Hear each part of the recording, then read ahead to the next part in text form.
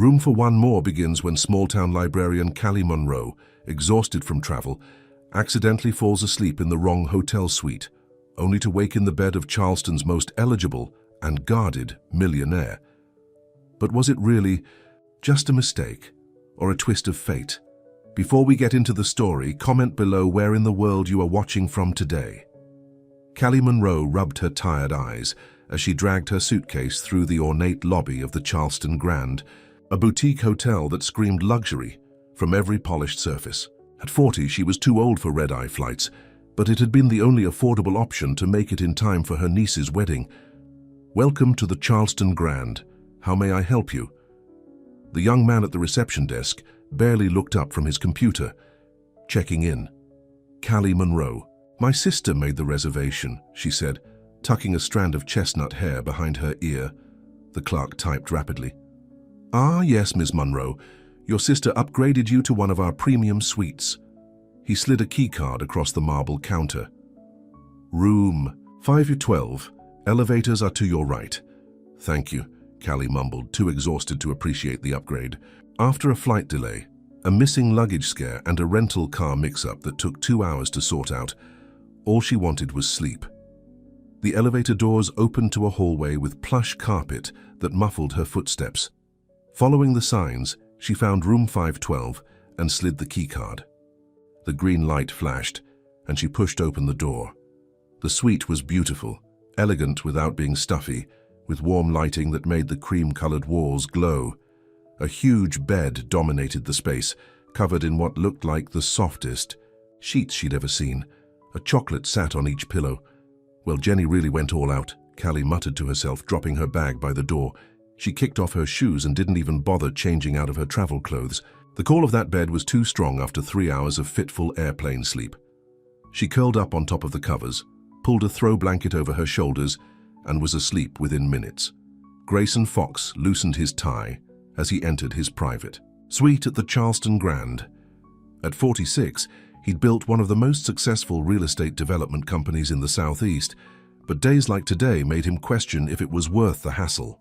The dinner with investors had run late, and all he wanted was a shower and sleep. He frowned when he saw the "Do Not Disturb" sign hanging on his door. He hadn't put it there. Using his master keycard, he entered quietly, wondering if his assistant had arranged some kind of surprise meeting.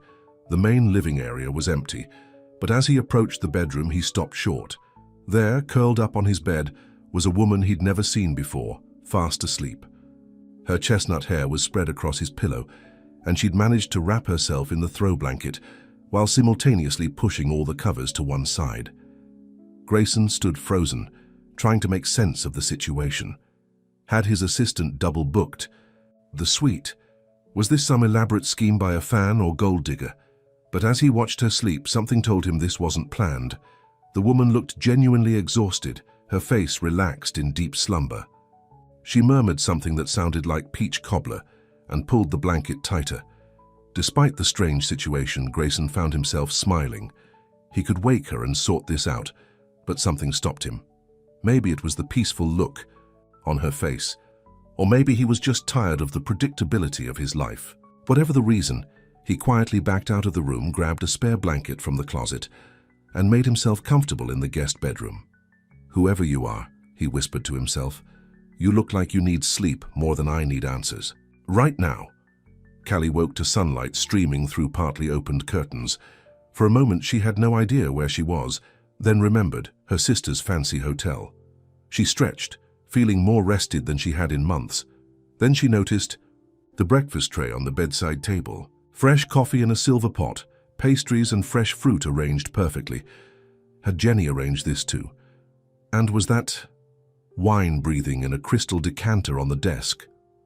She sat up, confused, and that's when she saw him. A man was leaning against the window frame, looking out at the Charleston skyline. Tall, broad-shouldered, with salt and pepper hair that looked artfully tousled. He wore linen pants and a casual button-down shirt with the sleeves rolled up, revealing tanned forearms. He held 2 coffee mugs in his hands. Callie gasped, scrambling backward on the bed. The man turned, and Callie's breath caught. He was handsome in that weathered, confident way that only came with age and success. His eyes were kind, with lines at the corners, and his smile was genuine as he looked at her. "You looked like you needed sleep more than answers," he said, his voice deep and warm.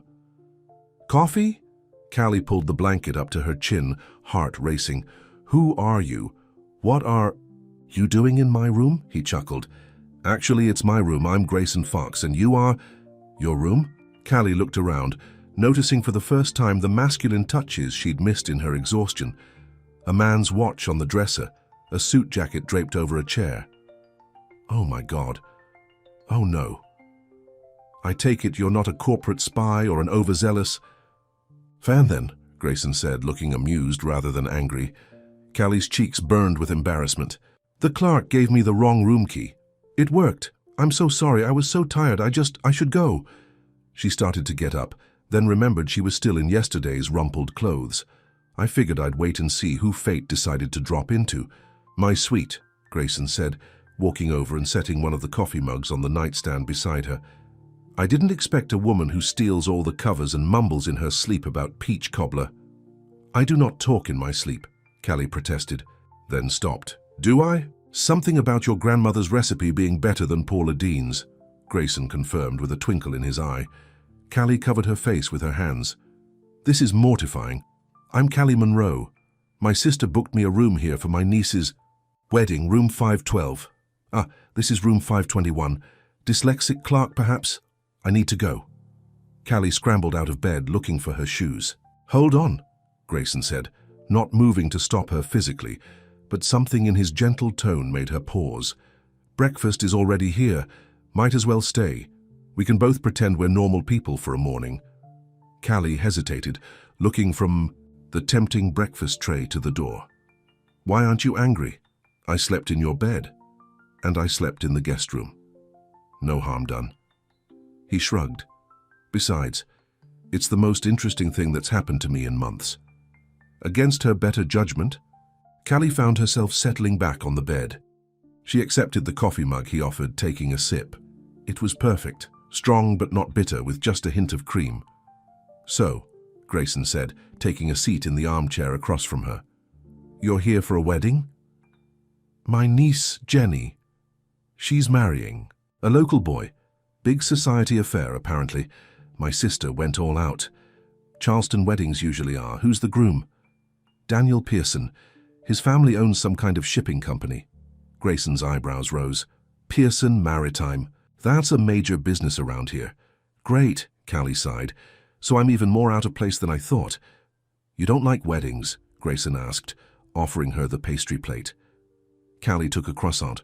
"I like them fine. I'm just not good at the fancy small talk that goes with high society events. My sister Margaret married well. I'm the practical one who stayed home to care for our parents. Sounds like you got the raw end of the deal." "I don't regret it," Callie said, surprised by her own honesty with this stranger. "They were good people. They deserve someone there for them at the end." Grayson studied her with new interest. "What do you do now, Callie Monroe?" "I manage a small library in Cooperville, Georgia. Nothing exciting." "I disagree. Books are magical things," Callie laughed. "That's what I tell the kids who come in for story time."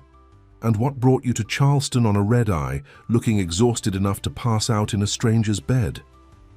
"Budget," Callie admitted. "Wedding season means expensive flights. Plus I had to get someone to cover my shifts at the library." Grayson nodded, then surprised her by asking, "What did you want to be when you grew up, Callie?" The question caught her off guard. "That's an odd question for breakfast with a stranger. We're past the stranger stage. You slept in my bed, remember?" Callie felt her cheeks warm again, but she found herself answering honestly. "I always dreamed of opening a bed and breakfast, something small, just 6 or 7 rooms, where I could cook for the guests and make them feel at home." "Why didn't you?" "Life. My dad had his first stroke when I was 28. Mom developed Alzheimer's a few years later. By the time they were both gone, it seemed too late to start over." "It's never too late," Grayson said, his eyes serious now. "What about you?" Callie asked, eager to change the subject. "Were you always destined to be a—" She realized she didn't actually know what he did. "Real estate developer," Grayson supplied. And no, I wanted to be a chef. Really, you? He laughed at her surprise. Is that so hard to believe? You just seem so corporate. That's the suit talking. If you'd seen me at 2 in the morning, experimenting with sauces in my kitchen, you'd have a different impression. So why real estate instead of restaurants? Family expectations. The Fox name is old money in Charleston. My father made it clear that culinary school wasn't an option. Grayson's face clouded briefly. I took the path of least resistance. And now? Now I own half of downtown Charleston and eat at 5-star restaurants where chefs create the dishes I once dreamed of making. He smiled, but it didn't reach his eyes. The American dream, right? They ate in comfortable silence for a few minutes. Callie couldn't remember the last time she'd felt so at ease with someone she'd just met. You know what the strangest part of success is? Grayson said suddenly. My money never brought me the one thing I craved, authenticity. Everyone wants something from me. Investors, business partners, women. It's exhausting never knowing if people like you or what you can give them.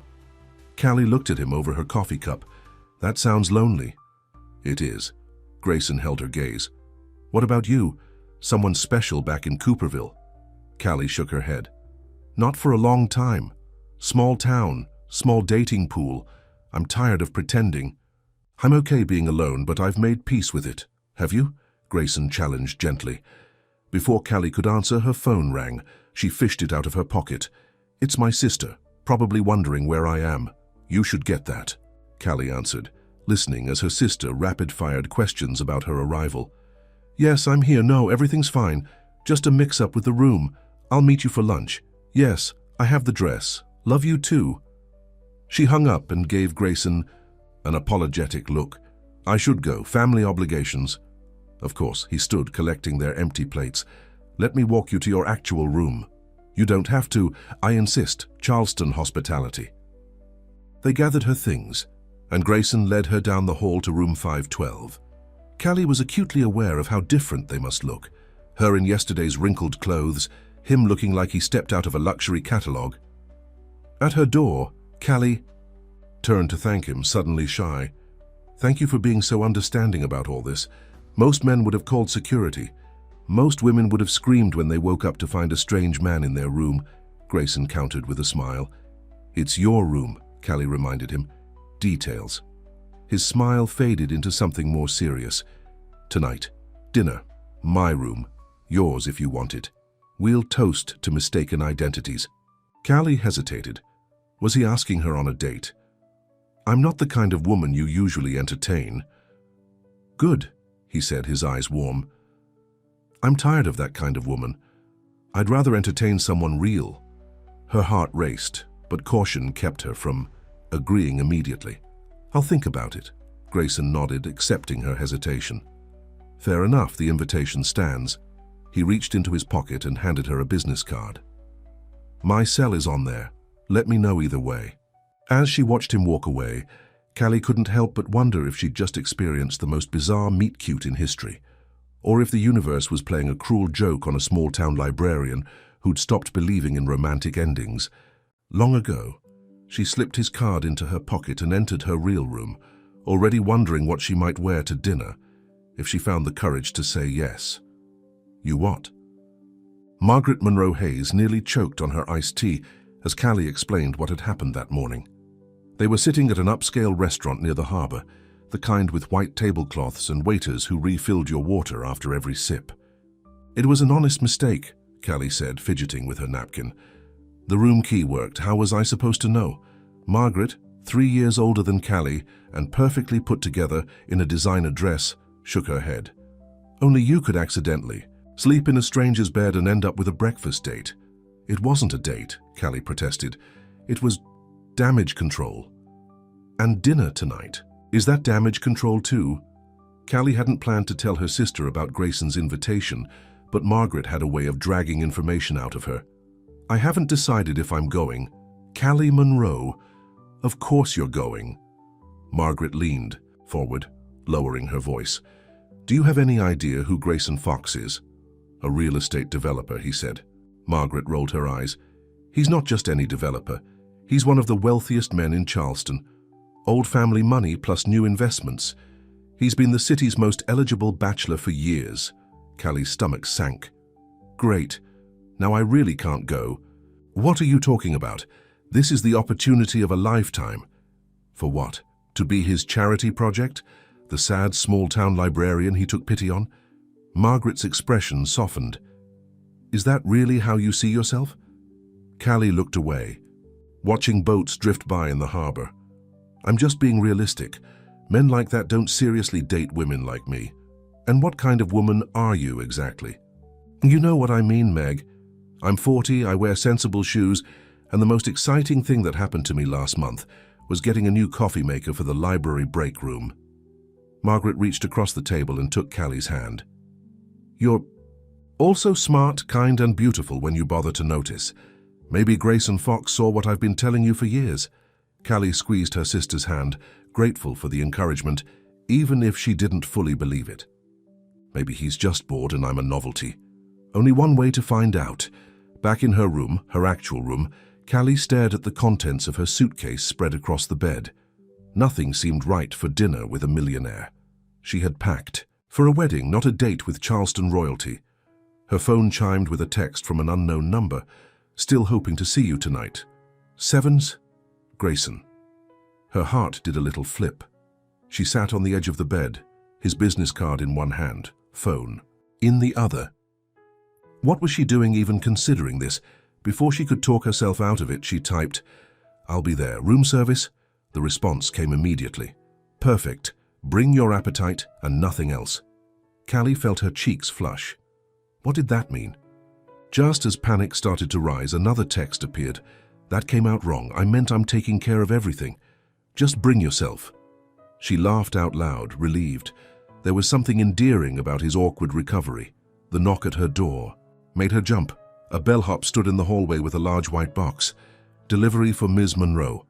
Puzzled, Callie accepted the box and carried it to the bed. Inside, nestled in tissue paper, was a simple but elegant blue dress with a note. "In case you didn't pack for unexpected dinner invitations, wear this if you like. If not, wear whatever makes you comfortable." Callie lifted the dress. It was gorgeous. Not too formal, not too casual, and exactly her size. How had he known? She checked the tag. It was from a boutique in the hotel. He must have asked someone for help. The gesture was both thoughtful and presumptuous. Was she being courted or managed? Did it matter if the dress was perfect? She laid it against herself, looking in the mirror. For the first time in years, she felt a flutter of excitement about getting dressed up for a man. At precisely 7:00, Callie stood outside room 521, wearing Grayson's gift and a pair of low heels she'd packed for the wedding. She'd spent an hour on her hair and makeup, only to make it look like she'd spent 10 minutes. Natural but better. Wasn't that what women's magazines always recommended? She knocked softly, suddenly nervous. Grayson opened the door, and for a moment, all they did was look at each other. He'd changed into dark pants and a light blue button-down that somehow matched her dress perfectly. His hair was damp, as if he'd just showered, and he smelled like expensive cologne. "You look beautiful," he said finally, stepping aside to let her in. "The dress is perfect," Callie said, "and thank you. Though you didn't have to." "I wanted to," he interrupted gently. "And you would have looked beautiful no matter what you wore." The room had been transformed. The lights were dimmed, candles flickered on the dining table, and soft jazz played. From hidden speakers, a bottle of wine breathed beside 2 crystal glasses, and covered plates waited on the table. "This is a lot," Callie said, trying not to show how overwhelmed she felt. "Too much?" Grayson asked, suddenly uncertain.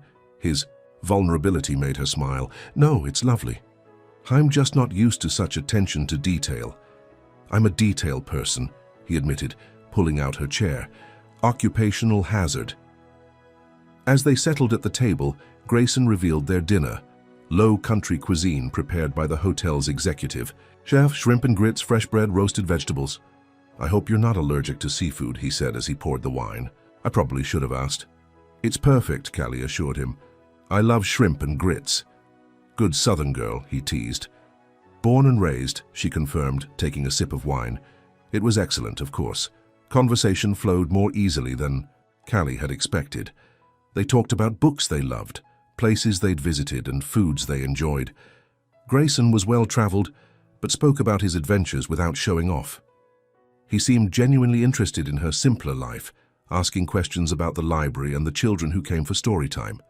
"What made you want to be a librarian?" he asked as they moved from dinner to dessert, peach cobbler, in a nod to her sleep-talking. Callie laughed when she saw it. "I can't believe you remembered that. I'm curious if it lives up to your grandmother's recipe." "Not a chance," she said after tasting it. "Good, but missing her secret ingredient, which was? If I told you, it wouldn't be a secret." She took another bite.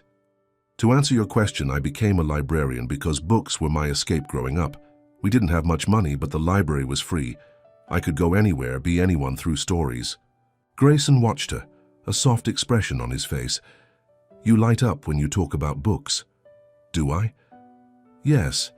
It's refreshing to see someone so passionate about their work." "What about you?" Callie asked. "Do you enjoy what you do, even if it wasn't your first choice?" Grayson considered this. "I've made peace with it. I'm good at it, and I've tried to focus on projects that revitalize neighborhoods rather than just making money. That's admirable. It's practical. Charleston is my home. I want it to thrive." He refilled their wine glasses. "But enough about work. Tell me about this bed and breakfast you wanted to open." Callie hesitated, then found herself describing her dream in detail. A Victorian house with wraparound porches, gardens where she'd grow herbs for cooking, rooms named after her favorite literary characters. "It sounds wonderful," Grayson said when she finished. "Why do you talk about it in the past tense?" "Because dreams have expiration dates." "Says who?" "Says reality," Callie replied. "I'm 40 with limited savings and no business experience." "Those are obstacles, not barriers," Grayson countered. "Have you ever even looked into what it would take?" Callie felt a flicker of irritation. "That's easy for you to say. You probably had a trust fund to start your business." As soon as the words left her mouth, she regretted them. Grayson's expression didn't change, but something in his eyes did. "I'm sorry," she said quickly. "That was unfair." "No, you're right," he said quietly. "I had advantages most people don't. But that doesn't mean your dream isn't valid, Callie." An uncomfortable silence fell. Callie stared at her wineglass, mentally kicking herself for ruining the mood. "Let me ask you something," Grayson said finally. "If money wasn't an issue, would you still want that life? Running a B&B, cooking for strangers, being tied to one place?" The question caught her off guard. Yes, I think I would." "Then it's not a dead dream. It's just waiting." Callie met his gaze, touched by his perspective. "You're an optimist." "I'm a realist who's seen enough to know that most barriers aren't as solid as they appear." As they finished dessert, the conversation turned to her niece's wedding. Grayson knew the Pearson family and filled her in on some background that Margaret had conveniently left out, including rumors that the bride's father wasn't entirely happy with the match. "Drama at a Southern wedding. I'm shocked," Callie said dryly. Grayson laughed. "It wouldn't be a Charleston society event without it." They moved to the balcony, where the night air was warm and carried the scent of the ocean. The city lights sparkled below them, and the stars twinkled above. It was painfully romantic, and Callie felt a growing sense of surreality. "This doesn't feel like my life," she admitted, leaning against the railing. "Whose life does it feel like?" Grayson asked, standing close but not touching her. "Someone more interesting? Someone who deserves this kind of evening?" Grayson turned to face her. "Has it occurred to you that you might be selling yourself short?" "It's been suggested," Callie said with a small smile. "By people who care about you?" "My sister, my best friend back home." "Smart people, then," Grayson said. He reached out slowly and tucked a strand of hair behind her ear. "Maybe you should listen to them." The touch of his fingers against her skin sent a shiver through her. It had been so long since a man had touched her with such care, such deliberate tenderness. "Why are you doing this?" she asked, her voice barely above a whisper. "Doing what?" "This. Dinner, the dress, being so nice to someone who broke into your hotel room." Grayson smiled. You had a key, that's hardly breaking in. You know what I mean. He was quiet for a moment, considering her question. When I woke up this morning, I expected today to be like every other day. Meetings, phone calls, decisions about property I don't care about. Then I found you sleeping in my bed. And suddenly, the day had a question mark. I like question marks, Callie. They're rare in my life. So I'm a novelty, she said, trying not to sound disappointed. You're authentic, he corrected. Do you know how hard that is to find in my world? Everyone wants something from me. Everyone has an angle. You're just you. You don't know me, Callie pointed out. I'm learning, Grayson countered, and I like what I'm discovering. He was standing very close now. Callie could see the faint lines around his eyes, the shadow of beard on his jaw. He was handsome in that mature, confident way that made her feel both nervous and exhilarated. I should go, she said, though it was the last thing she wanted. Should you? Yes, this is, she gestured vaguely. This is temporary. I'm leaving after the wedding. You live here, we live in different worlds. What if we didn't have to? Callie laughed nervously. Now you're being ridiculous. Am I? Grayson took her hand, his thumb, brushing across her knuckles. What if this is the universe giving us both a second chance at something? At what? At not settling. At taking a risk. His voice dropped lower. At finding someone who sees us for who we really are. The sincerity in his eyes made her heart race. This was moving too fast, and yet it didn't feel wrong. It felt like catching up to something that should have happened years ago. I don't know what to say, she admitted. You don't have to say anything, Grayson replied. Just don't run away because you're scared this might be real. He was so close now that she could feel the warmth of his breath. It would be so easy to lean in, to let herself be kissed by this man who seemed to see something in her that she'd forgotten was there. Instead, she took a small step back. I should go. The rehearsal dinner is tomorrow, and I promised Margaret, so I'd help with some things in the morning. Disappointment flickered across Grayson's face, but he nodded. Of course. Thank you for dinner. It was lovely. Will I see you again before you leave? He asked as he walked her to the door. Callie hesitated. I don't know. The wedding. I could be your +1. When she looked surprised, he added, The Pearsons always invite me to these things. I usually decline, but for you, I'd make an exception. I don't have a +1, Callie said. Budget? Cuts? Grayson smiled. I know the groom's family. I'm sure it won't be a problem. At the door, he took her hand again. Think about it, no pressure. Callie nodded, unable to find the right words. He leaned down and placed a soft kiss on her cheek, his lips warm against her skin. Good night, Callie Monroe. Good night, she whispered, and slipped out the door before she could change her mind about leaving. Back in her room, Callie kicked off her shoes and sat on the edge of the bed, replaying the evening in her mind. What was she doing? Getting involved with a man like Grayson? Fox was asking for heartbreak. He lived in a world of wealth and privilege that she could never belong in, and yet he'd made her feel seen in a way no one had in years. Not as a caretaker or a reliable sister or a small-town librarian, but as a woman with dreams and desires, and value.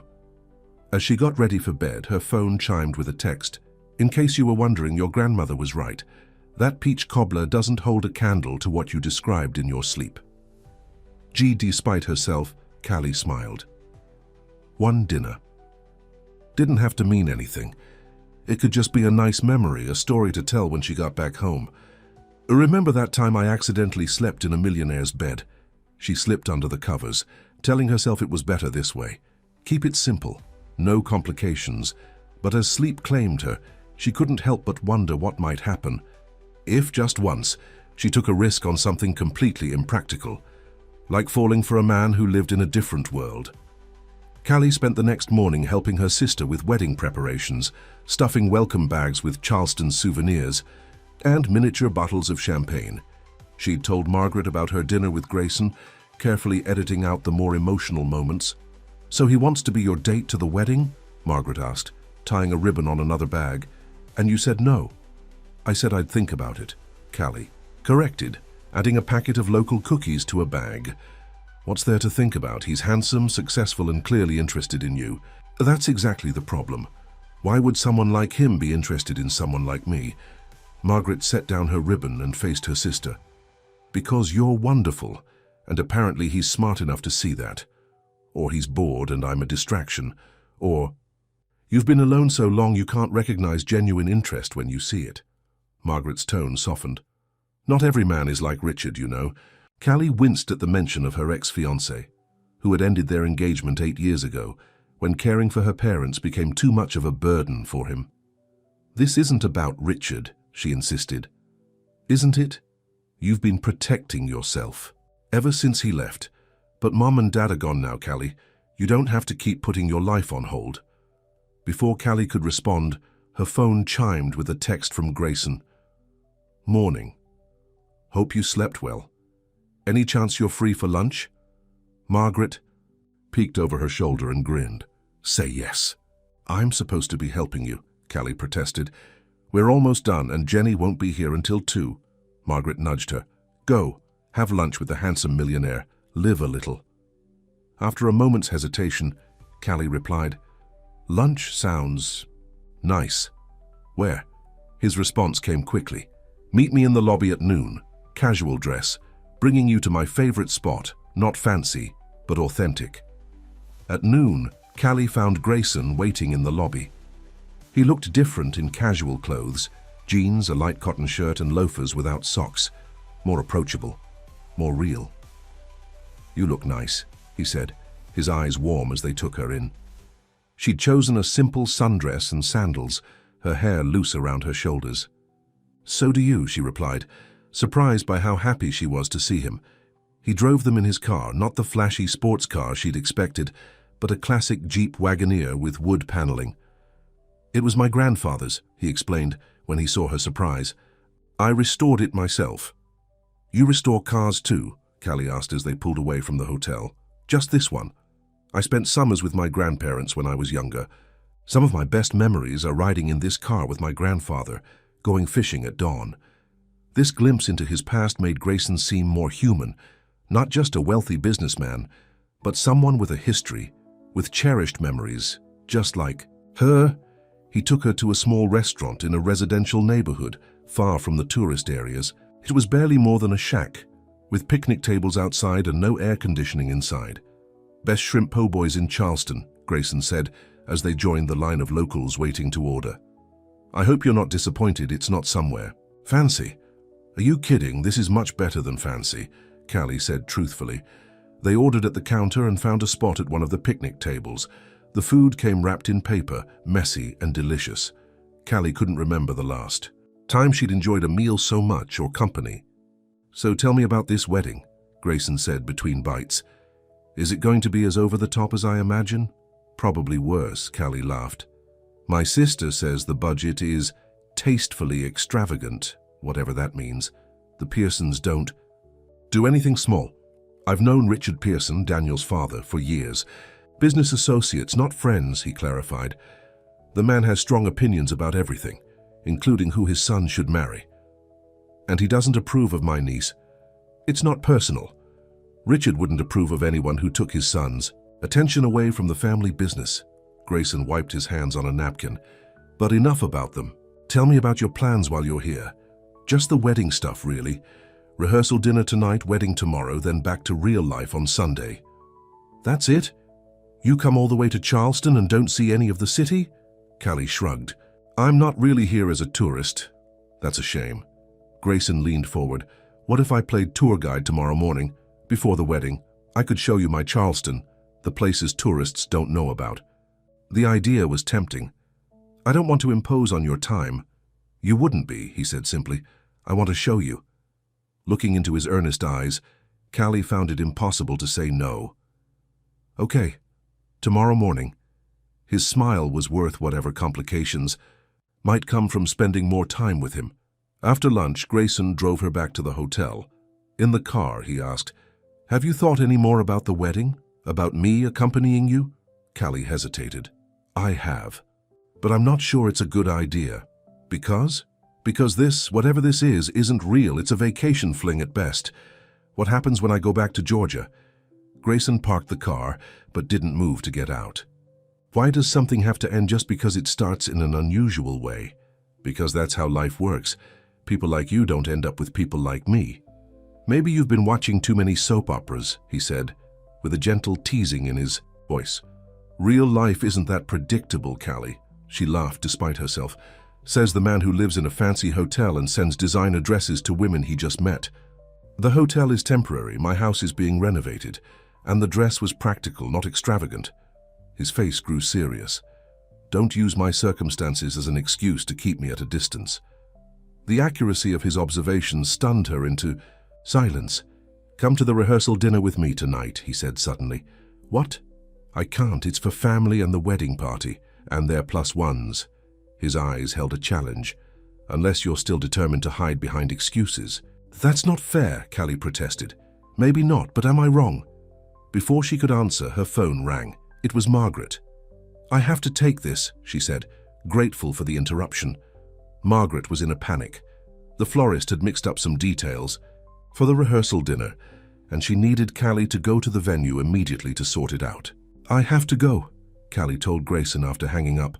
Wedding emergency. Let me drive you. It's not far. I'll walk. She needed space to think, away from his persuasive presence. Grayson nodded, accepting her decision. Think about tonight, he said as she got out of the car. So I'll be waiting in the lobby at 6 if you decide to give us a real chance. The afternoon passed in a flurry of wedding preparations. Callie managed to fix the floral disaster, helped her frazzled niece practice her vows, and listened to Margaret fret about everything from the weather forecast to the seating arrangements. By the time she returned to her hotel room to get ready for the rehearsal dinner, she was exhausted. As she showered, she thought about Grayson's invitation. Part of her wanted to accept, the part that had been awakened by his attention, his interest in her as a person, not just a caretaker or reliable shoulder. But another part, the cautious part that had protected her from disappointment for so long, warned her that this was a recipe for heartbreak. Men like Grayson didn't stay interested in women like her. Eventually, the novelty would wear off. As she dried her hair, a knock came at her door. A hotel staff member stood there with another white box. Delivery for Ms. Monroe. Inside was another. Dress this one a deep green that would bring out her eyes. The note read, "No pressure. But if you decide to come, I thought you might like options. Either way, I'll be in the lobby at 6. Callie sat on the bed, the dress in her lap. This man was making it very hard to be practical. Her phone rang. Margaret. Again. The father of the groom is being difficult, her sister said without preamble. Apparently he's invited some business associate to the rehearsal dinner without telling anyone, and now we're scrambling to rearrange the seating. Do you have a plus one yet? Because if not, I'm going to have to put you at the cousins' table. Callie closed her eyes. The universe seemed determined to push her toward Grayson. Actually, she said slowly, I might have someone. After hanging up, Callie stared at the green dress. It was beautiful, and she knew it would fit perfectly, just like the blue one had. At 5:55, she entered the hotel lobby wearing the green dress and a pair of borrowed earrings from Margaret. Her hair was swept up in a simple but elegant style, and she'd taken more care with her makeup than usual. Grayson was already there, looking devastatingly handsome in a charcoal suit. His face lit up when he saw her, and he crossed the lobby to meet her. You came, he said, as if he couldn't quite believe it. I did. Callie smoothed the skirt of the dress. Thank you for this, it's beautiful. You're beautiful, he corrected. The dress is just fabric. Callie blushed. My sister called. Apparently the father of the groom has invited some business associate to the rehearsal dinner. They need extra bodies to balance the tables. Ah, Grayson's smile dimmed slightly. So I'm filling a chair? No, Callie said quickly. You're my plus one, if you still want to be. The smile returned, brighter than before. I do. The rehearsal dinner was held at an upscale restaurant overlooking the harbor. Twinkling lights were strung across the terrace, and flowers adorned every surface. Callie introduced Grayson to her family, trying not to notice how Margaret's eyebrows shot up when she realized who Callie's date was. Grayson Fox, Margaret whispered when they had a moment alone. You didn't tell me it was that Grayson. Would it have made a difference? Of course not. But still, Margaret looked impressed. He can't take his eyes off you, you know. Callie glanced across the room where Grayson was chatting with Jenny's fiancé, Daniel. It's not serious, Meg. Don't make it into something it's not. The man sent you 2 designer dresses in 2 days. He's not looking for casual, sweetie. Before Callie could respond, a commotion at the entrance caught everyone's attention. Richard Pearson, Daniel's father, had arrived with his wife and a business associate in tow. Callie recognized the newcomer immediately, though it had been 8 years since she'd seen him. Richard, a somewhat older man with the same bearing as her date. Who invited Richard Pearson's wife's brother? She heard someone whisper. That's not his brother-in-law, another guest responded. That's Richard Pearson Jr., his older son from his first marriage, the one who moved to Atlanta. Across the room, Grayson had gone very still, his eyes fixed on the newcomer. The temperature in the room seemed to drop several degrees as Richard Jr. spotted Grayson and stopped short. What is he doing here? Richard Jr. demanded loudly, pointing at Grayson. The room fell silent. Daniel stepped forward, confusion on his face. Dad invited him, I think. No, Richard Sr. said, looking equally confused. I didn't invite Fox. All eyes turned to Grayson, who maintained his composure despite the sudden scrutiny. I'm here as Callie Monroe's guest, he said calmly. The aunt of the bride. Richard Jr. let out a harsh laugh. Of course you are, always working an angle. Aren't you, Fox? Callie felt rooted to the spot as tension filled the room. What was happening? How did these men know each other? Margaret appeared at her side. What's going on? She whispered. I have no idea, Callie whispered back. Richard Sr. took control of the situation, stepping between his son and Grayson. This is neither the time nor the place, Richard. We're here to celebrate Daniel and Jenny. Fine, Richard Jr. said, his voice tight. But don't expect me to break bread with the man who stole my wife. A collective gasp went through the room. Callie felt her stomach drop. Wife? Grayson had been married? To Richard Jr.'s wife? Grayson's jaw tightened, but he remained calm. That's ancient history, Richard, and not at all what happened, as you well know. What I know, Richard Jr. spat, is that I went away on business for 3 weeks and came home to find divorce papers and a moving truck. And 2 months later, she was on your arm at the Heritage Ball. That was 7 years ago, Grayson said, evenly. And Emily had left you long before she ever spoke to me. The tension was unbearable. Callie felt sick. Grayson had never mentioned an ex-wife, let alone one who had been married to someone else first. What else hadn't he told her? Jenny, the bride, looked close to tears. Daniel was trying to calm his brother while shooting apologetic looks at his fiancée. Margaret looked torn between fascination at the drama and concern for her daughter's special evening. Callie knew she had to do something. This was her fault. She had brought Grayson here. She crossed the room to where Grayson stood, still locked in a silent battle of wills with Richard Jr. Grayson, she said softly, maybe we should go. He looked down at her, regret in his eyes. I'm sorry, Callie. I had no idea Richard Jr. would be here. He lives in Atlanta now. I never would have... It's okay, she interrupted. But I think it would be best if we left. He nodded, then turned to address the room. My apologies to everyone, especially to the bride and groom. The last thing I wanted was to disrupt your celebration. Please, carry on and enjoy your evening. With dignity intact, he offered Callie his arm. She took it, feeling the eyes of everyone in the room on them as they made their exit. Outside, in the warm evening air, Callie finally breathed. What was that about? You were married to his wife? Grayson? Ran a hand through his hair, looking tired. No, not exactly. It's complicated. Uncomplicate it for me, Callie said, stepping away from him. Because right now I'm wondering what else you haven't told me. He sighed. Emily was Richard's wife, yes, but their marriage was over long before I met her. She left him because he was controlling and emotionally abusive. She'd already filed for divorce when we met at a charity function. And you started dating her? Not right away. We became friends. I helped her find a job, get back on her feet. Romance came later after her divorce was finalized, but that's not how he sees it. No, Richard Jr. has always blamed me for the failure of his marriage.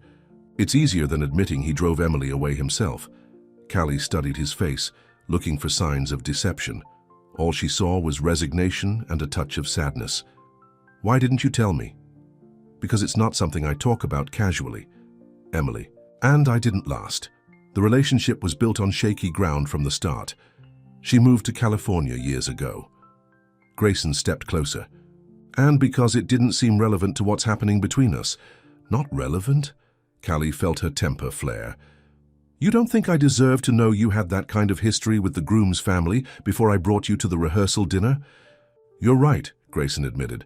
I should have told you, but I honestly had no idea Richard Jr. would be here. He and his father barely speak. Callie wrapped her arms around herself, suddenly cold despite the warm evening. This is exactly why this us doesn't make sense. Your life is complicated, Grayson, full of history and connections and drama that I know nothing about. Everyone has a past, Callie. Not everyone's past makes scenes at rehearsal dinners. She took a deep breath, trying to calm down. I should go back inside. My sister needs me, and I've caused enough drama for one night. Callie, please, don't let this ruin what we've started. She looked at him, this handsome, complicated man who had swept into her life so unexpectedly.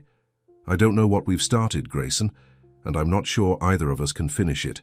She turned to go, but he caught her hand. Tomorrow morning, our tour. Please don't cancel. Callie hesitated. I don't think that's a good idea. One more chance, he said quietly. That's all I'm asking. Let me show you my Charleston. After that, if you still want to walk away, I'll respect your decision. She should say no. The practical, self-protective part of her was screaming to end this now, before she got any more invested, before she got hurt. But another part, a part that had been silent for too long, whispered that maybe, just maybe, something real was worth the risk. What time? She asked finally. Relief washed over his face. 8. I'll meet you in the lobby. 8, she confirmed, then pulled her hand from his and walked back into the restaurant, wondering if she was making the biggest mistake of her life, or finally doing something right. Inside, the party had recovered from the earlier drama. Margaret intercepted her immediately. Where's your handsome millionaire? Gone, it's complicated. Margaret's eyes were sympathetic. Men usually are. Are you okay? Callie nodded. I'm fine. Let's focus on Jenny and Daniel. This is their night. But as she rejoined the celebration, making small talk and smiling at all the right moments, Callie's mind was elsewhere, with a troubled-eyed man who had somehow managed to complicate her carefully uncomplicated life in less than 48 hours. And despite her best efforts to deny it, she was already looking forward to 8 o'clock the next morning. Callie woke early the next morning, her dreams a jumbled mess of wedding dresses and angry confrontations. After the drama at the rehearsal, dinner, she'd spent a restless night questioning her decision to meet Grayson again. Margaret had cornered her after Richard Jr. left, demanding details. Callie had shared what little she knew, which only led to more questions she couldn't answer. Are you sure you want to get involved with someone with that kind of baggage? Margaret had asked. It was a fair question. The practical answer was no.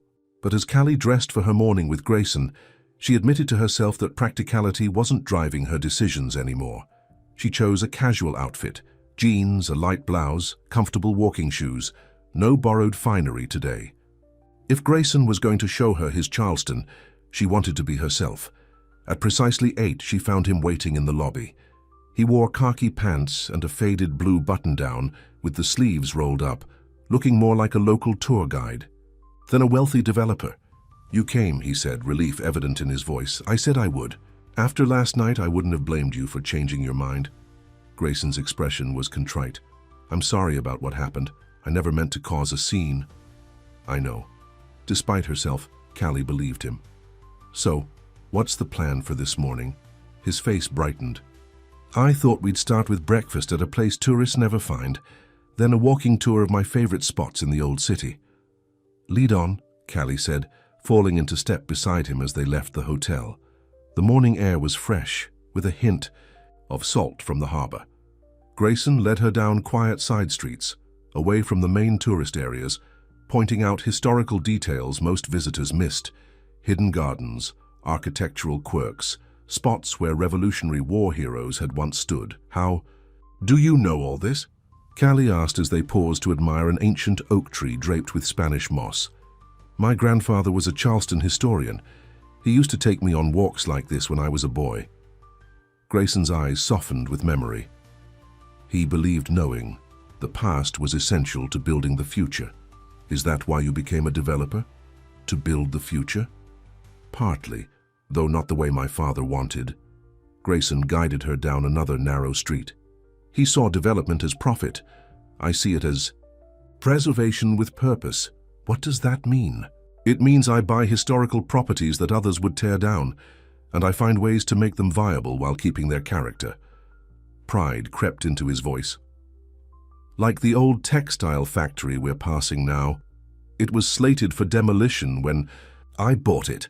Now it's affordable artists' studios and apartments. Callie looked at the renovated brick building with new interest. That's not what I expected. Because rich developers are supposed to be greedy and soulless. There was no bitterness in his tone, just gentle teasing. Something like that, she admitted. I have my share of luxury projects too, he said, but they fund the ones that matter more to me. They stopped at a tiny cafe tucked away on a residential corner. The elderly woman behind the counter greeted Grayson by name and insisted on making their breakfast herself. They sat at a small table by the window, eating the best biscuits Callie had ever tasted and drinking coffee from mismatched mugs. Mrs. Patterson has been making those biscuits since I was in high school, Grayson said. I used to ride my bike here every Saturday morning. You grew up nearby? Callie asked, realizing how little she knew about his past. About 6 blocks that way, he said, pointing. My family home is still there, though my parents are gone now. I have a place on the water, but it's being renovated. Hence the hotel suite. And the Emily situation? Callie ventured, unable to ignore the elephant in the room any longer. Does that happen often? Running into angry exes? Grayson set down, his coffee mug.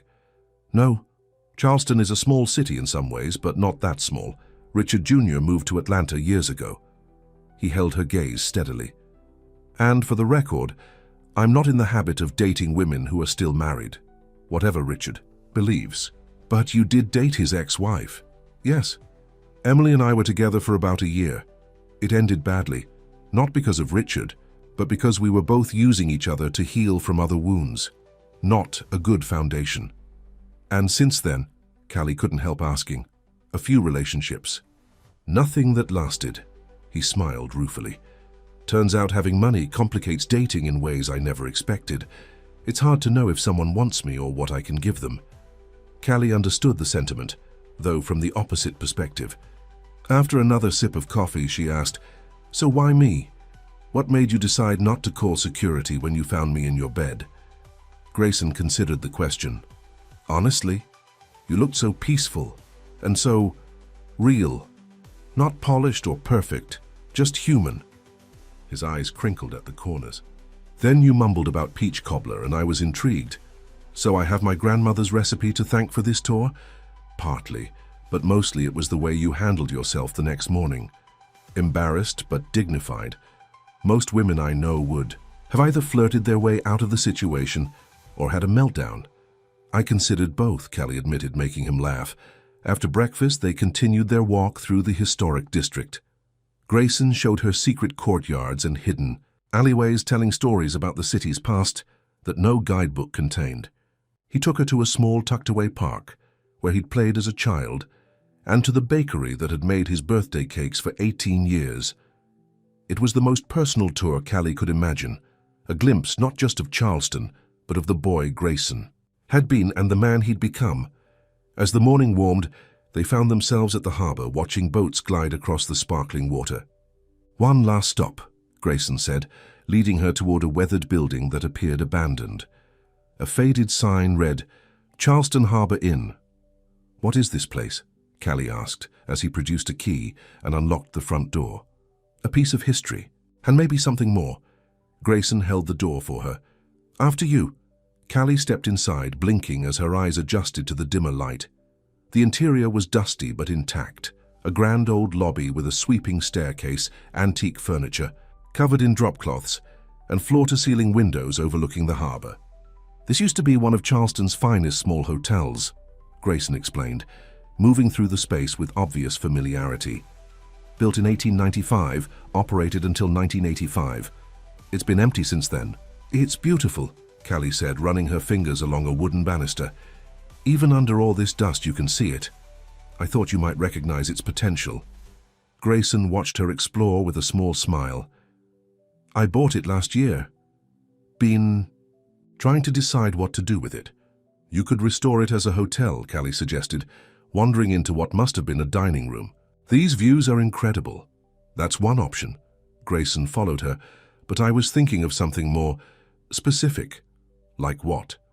Like a bed and breakfast. He said the words casually, but his eyes were intent on her face. The kind with wrap-round porches and gardens for growing herbs, maybe rooms named after literary characters. Callie froze, her heart suddenly racing. That sounds familiar. It should. It's your dream. Grayson stepped closer. I've been looking for the right project and the right person to bring it to life. Grayson, just listen, he said quickly. I'm not proposing anything crazy, just a business partnership to start. This building, your vision, we could turn it into exactly the kind of place you described. Callie shook her head, overwhelmed. Oh, you can't be serious, we barely know each other. I know enough. His voice was earnest now. I know you're smart and capable. I know you understand hospitality in a way I never could. And I know this building has been sitting empty for a year because I was waiting for the right idea. A business partnership, Callie repeated, trying to wrap her head around the concept. Based on 3 days of conversation, sometimes you just know. Grayson spread his hands. Look, I'm not asking for an answer today. The wedding is this afternoon. You go back to Georgia tomorrow. Take some time, think about it. And then what? And then call me. If you're interested, we'll talk details. If not, no harm done. His smile was gentle. No pressure, Callie. Just an open door, if you want to walk through it. Callie moved to one of the windows, looking out at the harbor. The possibility Grayson was offering was almost too enormous to comprehend.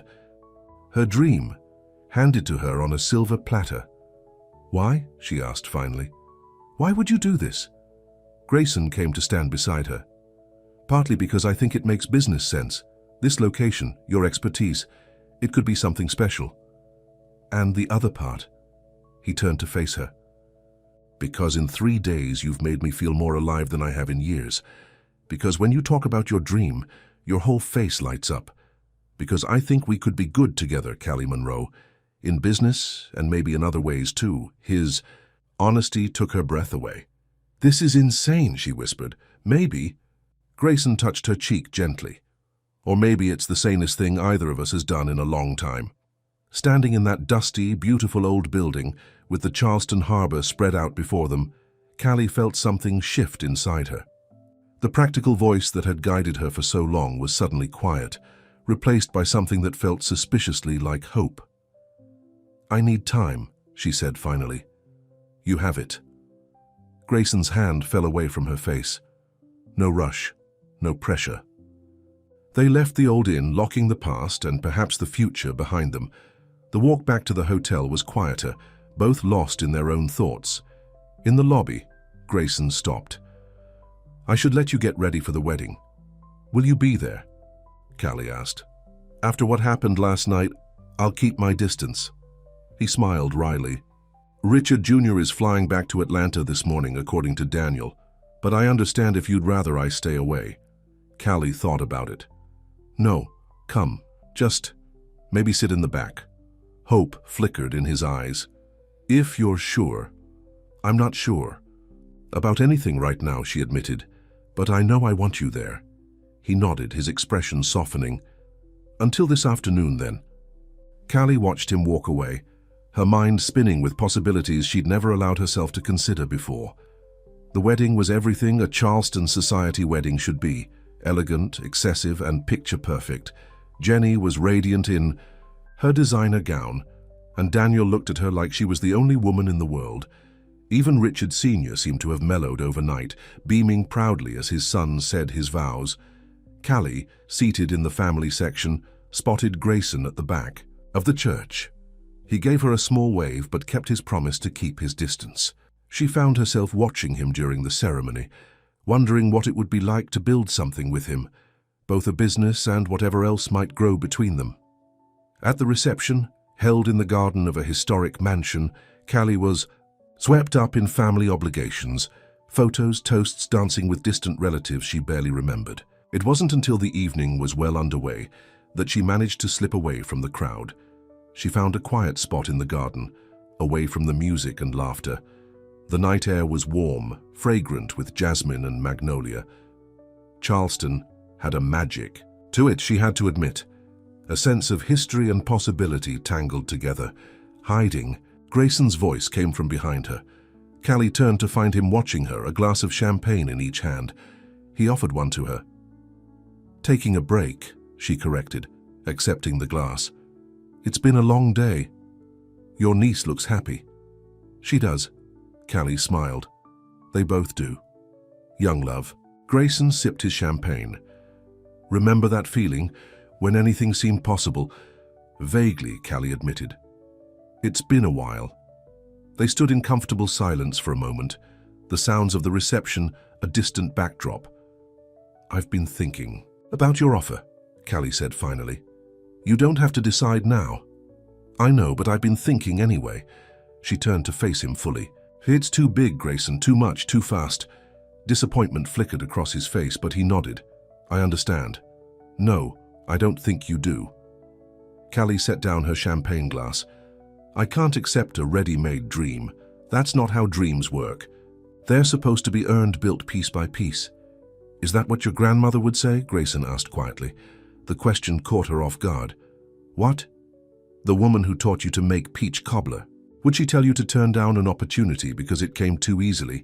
Callie thought about her grandmother, practical but fiercely determined. "No," she admitted. "She'd probably tell me to grab it with both hands and not look back." "Smart woman. But this isn't just about the business opportunity." Callie met his gaze.